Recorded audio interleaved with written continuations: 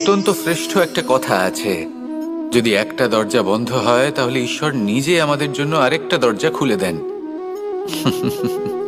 কিন্তু কিছু মানুষ আছেন যারা এটা ভাবেন যে আমার সাথে তো এরকম হলোই না, আমাদের জন্য তো কোনো নতুন দরজা খুললো না, কোনো নতুন পথ আমরা খুঁজে পেলাম না।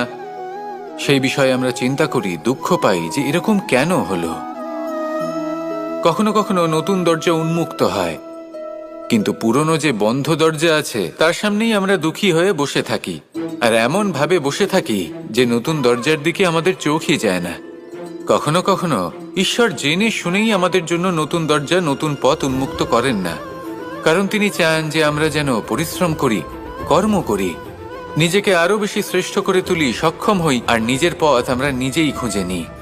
কখনো কখনো এমনও হয় যে ঈশ্বর চান যে আমরা যেন সেই পথে চলতে শুরু করে দিই। ভবিষ্যতে গিয়ে ঈশ্বর আমাদের সবকিছুই প্রদান করেন।